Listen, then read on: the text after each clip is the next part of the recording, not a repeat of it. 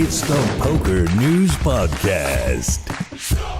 Hey, ladies and gentlemen, welcome to episode 1001 of the PokerNews Podcast. I'm Chad Holloway at the 2026 World Series of Poker Main Event Final Table. It just kicked off. This is hand number one behind me, and this episode is going to be devoted to all things WSOP. From now, the start, to the end, we will have a winner's interview. I don't know who it's going to be, and in between, we're going to fill it with whatever we can get. Big hands, interviews. We're going to reveal the player or players who are in the Poker Hall of Fame. Here's a spoiler. It's just one player. Color me shocked, but we'll talk to the inductee later in this episode. It's going to be a lot of fun. I don't know what's going to happen, but PokerNews and myself will be here throughout, so let's see what happens. You're about 24 hours away from the biggest final table of your life. I know you're an experienced player, but any nerves right now? Are you feeling nervous? I'd be lying if I didn't say I didn't have all the emotions, and nerves is definitely one of them. Excitement, ready to go. Nerves, I think it's hard to explain what exactly I'm feeling. Sure. Now, what have you been doing the last couple of weeks? Any preparation or? Well, I'll share with you the physical side. I've been my trainer's amazing, and she more or less moved in with me and made me do 2-a-days, and there was a lot of cursing going on, but she stuck with it, and she also made me all the healthy meals, and lots of sleep, and so from a physical standpoint, 2.5 weeks at home was so needed. Sure. And now you're the most experienced player at the final table. How much of an edge do you think that gives you alone? Yeah, I mean, I think it's going to help. It's a big stage. There's a lot of ebbs and flows, and I think having been on the stage before is going to help me understand that, and because there's some learning curves along the way, and so I guess the short version is I think it's going to help me. All right, man. Good luck tomorrow, man. Thanks. It's there you saw Greg Mueller is ready to rock and roll. PokerNews actually caught up with two others before the start of play, chip leader Lucas Jumalon and also Rami Hamoud. Let's chat with them, see what they had to say. All right, Lucas. You've had a few weeks to prepare for this, but now that you're here, are the nerves kicking in at all? No, we're just gonna go play cards, and whatever happens. Blessed to be here. Let's go get it done though. No pressure on you with it as the big chip leader. No, I mean, poker's one of those games where anything can change at the drop of a hat, and we're just gonna be able to ride the wave and let's go get this done. You've had a few weeks to prepare for this, but now you're here. Are the nerves starting to kick in? Oh, the nerves have been kicking in a long time ago, and honestly, a lot of my preparation has been visualizing this moment, right? So that when I come here, this feeling is not foreign. So a lot of things I would do is I would wake up every morning, I have a poker table, I would have everyone's face up, like standing up, I would sit down, I would have Jumalon's rail in my earphones, and I'll just play it, and I'll get so nervous. So now when I'm here, I'm nervous, but it's not foreign, it's not new, right? I'm used to it for the past 2 weeks, so yeah. And now you're second in chips, but the chip leader has a massive chip lead. Are you going to try to avoid Jumalon and wait for the short stacks to bust, or how are you going about this? Tune in at ESPN at 6 o'clock to find out, my friend. There you go. Good luck, man. Thank you so much. One of the bigger stories to come out of day one was that of Han Fang. Not only did he go from towards the bottom of the counts towards the top, finishing the day second in chips, his outfit was the talk of the town, not only in the poker community, but also in some mainstream. It was quite the get-up, if you will. From what I understand, it was based off one of his favorite animes. And I don't know about you, but I really liked that he leaned into that. I'm a comic book geek at heart, as it is. So I don't know, I like it when people don't take things too serious, even though it's the WSOP Main Event Final Table, to have a little fun. He certainly did, and of course, PokerNews was there to chat with him. Check it out. I would have had the sickest 3-day outfit, but I'm not gonna spend so much money. This was $200. I'm not about to buy all that, and then I die day one, and then I'm like, what the hell? I'm not gonna wear this anywhere else. So did this all come together, or did you? Yeah, it all came together. Yeah, gotcha. Yeah. Not the shoes though. Yeah. Not the shoes. How did the atmosphere compared to your expectations? What the atmosphere would be like? I think this was pretty on par with what I expected. A little bit more intense than I thought, I think, but thankfully I had earplugs, so I kind of got to mute everybody. These glasses help a lot too. It's very bright in there. I could see other people start to die a little bit. There you have it, Han Feng finishing the first day of the final table second in chips. There were actually only 2 eliminations on that first day of play. It was rather slow, over 100 hands played. Cyprus's Evaguru was the first to fall, followed out the door by France's Mario Booz. That was kind of fun. His rail had the Super Mario, the hats on, which I thought was kind of cool, but unfortunately 2 down, which left 7 going into day 2. Another thing to note from the day 1 play of the final table was they revealed on a break the sole inductee into this year's Poker Hall of Fame class, and that was none other than Jason Koon. He was the only player to meet the 2/3 minimum criteria from the Living Poker Hall of Fame members. Why is that? I've heard that not all members elected to cast 4 votes, right? They could cast a vote up to 4 individuals. Some of them only did 1. I think Phil Ivey only cast a vote for Jason Koon and just declined to cast further votes. I also heard there were some Living Hall of Fame members, maybe 2 of them, who didn't even vote. As to why, I don't know for sure. I've heard potentially because there were certain people who weren't on the ballot that they would have liked to have seen, so maybe it was a form of protest. But that being said, everybody seems to universally agree that Jason Koon deserved to be in. We're happy to see him in, and I was happy to go one-on-one with the man in front of the Poker Hall of Fame here at the Horseshoe Casino. Check it out.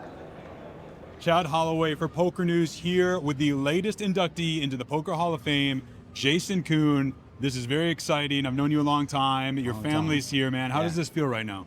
It's a trip. It is a trip. Whenever I got the call last week, I legitimately said, hold up, me? Really? And I've been over the moon ever since. It's been hard to kind of keep my lips sealed, not tell everybody. I had to do the same way. A little heads up. So man, it still feels like a dream. I feel like there's been a couple moments in my poker career where it feels like I'm observing something happening, but I'm not actually in my body. Today's one of those days. It's amazing. And not only that, you were first time eligible, so you're getting in first ballot. Yeah. You were the only inductee. I think there were a lot of us expecting, because of the changes, that there might be more than one. Yeah. But you're getting the spotlight, which is very well deserved. How does it feel to be, the only one, and then to get in along, over, I guess, some of the other guys you were nominated with? Yeah, first of all, obviously there are guys that were nominated that deserve it just as much as I do. And for me to come in this year is amazing. Jeremy Osmus is one of my best friends in the world. Ike Haxton has been a poker mentor of mine. I was actually talking to him today, and I mentioned that, and he said, "You consider me a poker mentor? That's kind of weird. We've been peers for so long," but he really did make such a big difference in my life in the early part of my high-stakes poker career. And those guys are legends, and there's several other legends that belong in. Scott Seaver, whenever I started playing super high rollers, was the best super high roller player on the planet. It wasn't debatable. And Sean Deeb is a legend in his own right. The guy crushed online whenever I started playing. And look what he does in the World Series every single year. The amount of energy that guy has is amazing. Yeah, absolutely. I got a question for you. You're 40. You're in tune with the guys. A lot of the guys that you just listed, a lot of the guys who are going to be coming of age. Yeah. Then there are a lot of the old timers who unfortunately have passed away or may be in touch with the game. Do you think now that you're in the Poker Hall of Fame that you are a voting member, that you could be kind of a leading voice for a lot of these people who are coming of age? I know of one who's turning 40. He's sitting right over there. You brought your friend Andrew Robo, who some could say could be, there.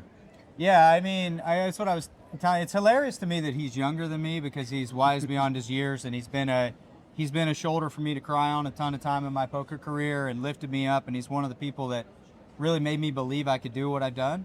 And he's eligible next year, so he's going to be in my ballot. Yeah, absolutely. And I think you're just in tune with the younger people, where some of the others won't be. So I could see you being somebody that the other Hall of Fame members turn to for advice, I guess. Yeah, and like you, I'm a huge poker fan. I'm a huge poker history fan.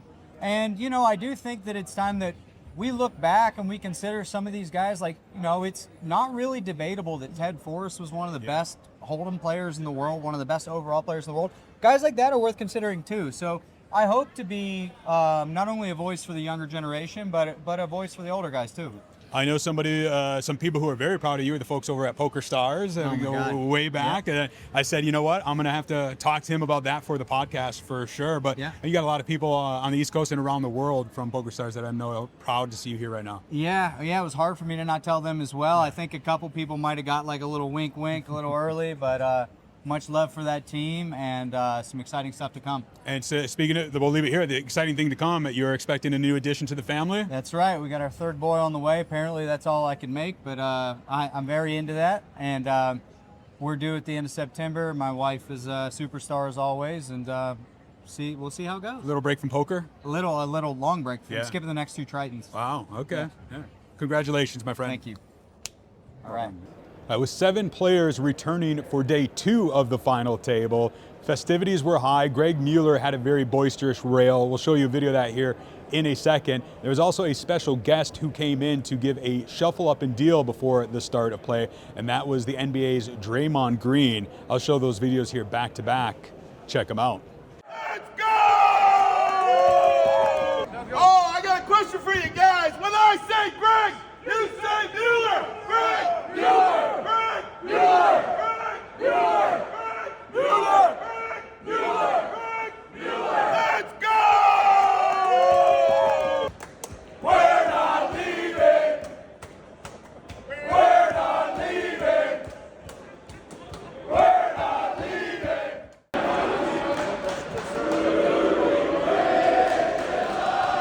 A 4-time NBA champion, and we here by the poker player as well, perhaps technically goes by Money 23 Green on social media. Ladies and gentlemen, Mr. Draymond Green.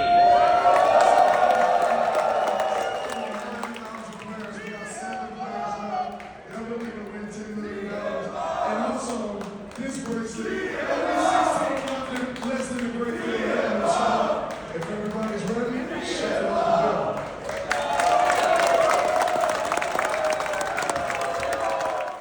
All right, on day 2, action was fast and furious. 5 players ended up busting, starting with Jamie Shavel.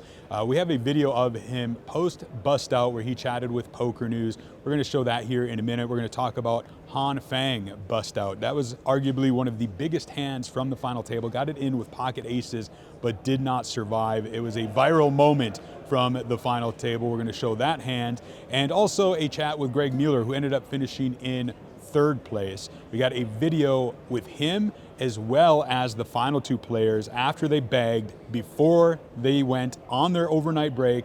Check it out. 5! All right, Jamie, can you sum up your experience here at the final table a little bit? It's pretty hard to sum up my experience, honestly. It's been unlike anything I've ever experienced before. The combination of the excitement, the pressure, the stress, and just having so many people cheering my name with so much passion for a day and a half, or whatever it's been. Can you explain for people who don't understand? On your final hand, you raised the 10 million, leaving essentially like one big blind. What is the purpose for that? Yeah, just in case there happens to be some crazy spot behind me where 2 of the stacks get involved, I leave myself an option to, let them duke it out and potentially fight a different hand. Sure. Not a bad run for a cash game player, huh? Yeah, I'm very proud. I'm sad that it's ended the way it has, but I'm very proud. Nice run, man. Yeah, thanks Appreciate so much. it. Thank you. Yeah, okay. One out.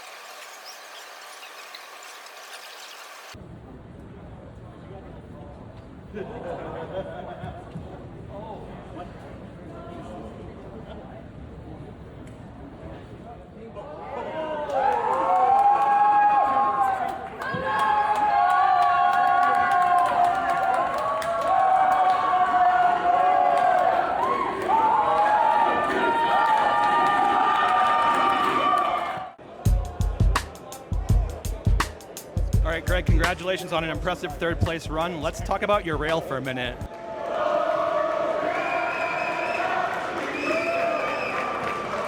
If a 10 out of 10 on the rail barometer is the scale, my rail's 100. The energy they brought me, whether I was up and making me feel better or down and making me feel good, the love, the outpour, honestly, I can't even describe it. Yeah, the energy was contagious. We felt it in the room. Talk about the pocket jacks fold. Yeah, I mean, I kind of read them for 9s or 10s, maybe ace king. Was in a position where I didn't think he would do it with aces or kings, so there was a few hands that I dominated. Heads up, I call, and I would have lost. But the third player in the hand just made me think about it, and that was the thing that solved the puzzle and faded 2 more jumps and made the right fold.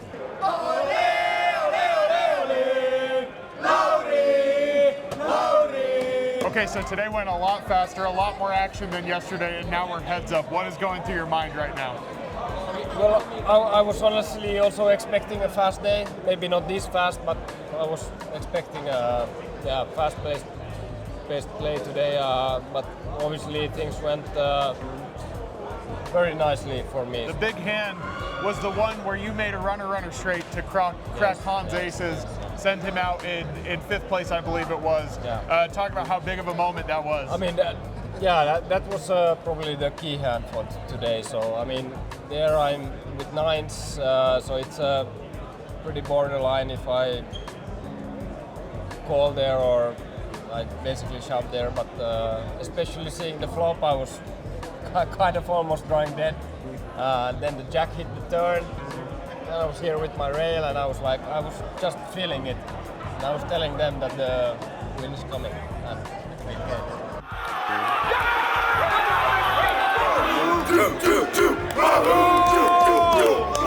Congratulations, Lucas, on making it to heads-up play. Can you talk a little bit about your family's influence on your poker career? Oh, I mean, they've been nothing but supportive, and I'm really blessed because I know a lot of people don't have that, and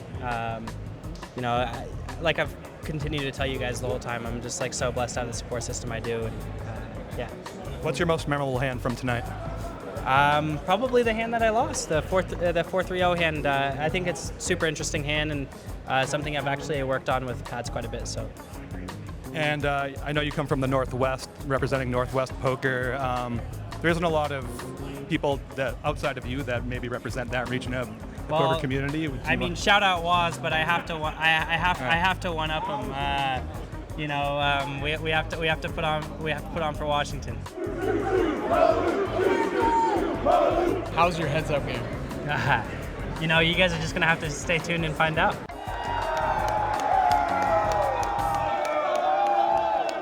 Now we're down to the 2 finalists, Lucas and Lori. I wish them the best of luck, but last year they asked me, what is it gonna take to win? They thought I was gonna give strategy. All I said was 1 hour. This one took 3 days. Well, I wanna wish them the best of luck, and let's shuffle up and deal. Chad Holloway here on day 3 of the final table of the 2026 World Series of Poker Main Event with somebody who's been at this final table before, 2013 WSOP champ Ryan Riess. Ryan, thanks for taking the time. Who are you rooting for here? I'm rooting for Lucas. He reminds me of myself a little bit because I was 23 and young and kind of fresh on the scene, and he's 22, a little bit younger than me, but seems like a great kid, good head on his shoulders, good family and friends, so rooting for the kid to take it down. I think there are definitely parallels between you and him. I saw earlier, I want to talk about this tweet. Jess Vierling put out a tweet that she didn't want to see Lucas win because he's too young, he's going to blow the money, it's going to ruin his life, etc., something like that. You had a great response tweet that is, went poker viral in its own right. Tell me a little bit about what you thought when you saw that and what inspired you to, fire back.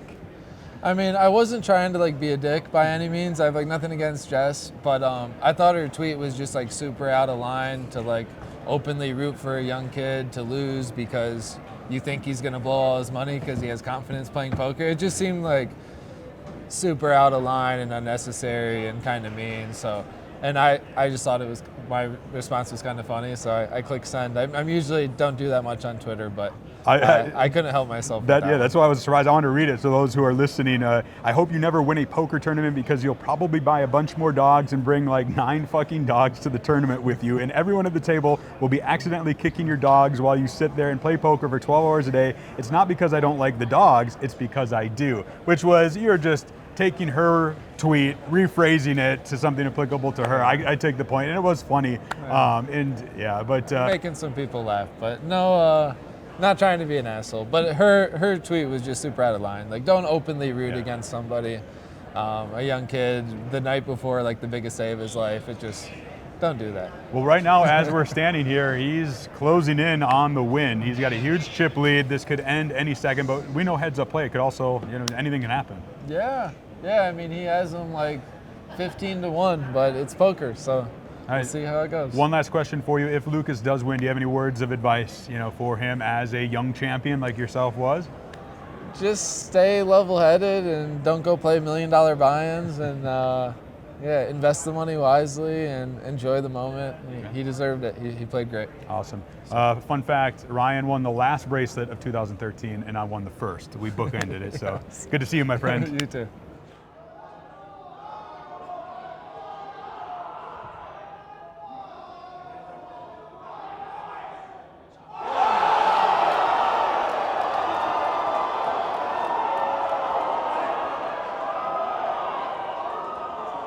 It's a diamond, though.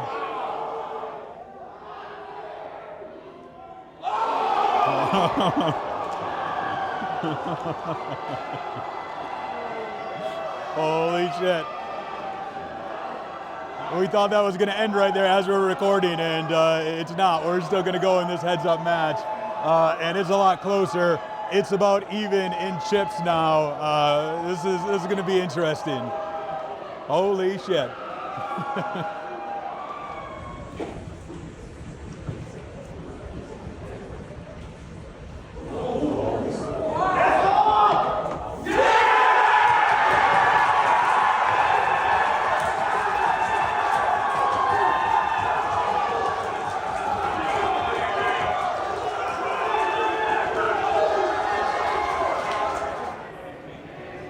All right, as you can see, the final hand of the WSOP could be happening right behind us. It's happening on the main stage. Saskalati is short, all in, but he's ahead right now of Lucas Jumalon. Let's see, A7, King 6.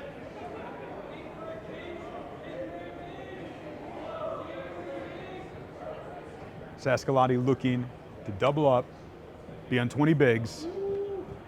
There is a 6. Lucas takes the lead.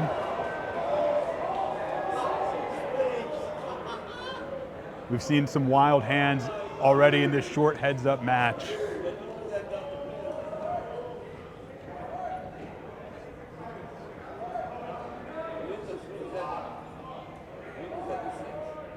A lot of turn cards here that could make things interesting. That is not one of them. That is going to do it. That is it. It is over. Lucas Jumalon just became the 2026 World Series of Poker Main Event champion. We're gonna walk up here. World Series of Poker magic happening right now in real time on the PokerNews Podcast.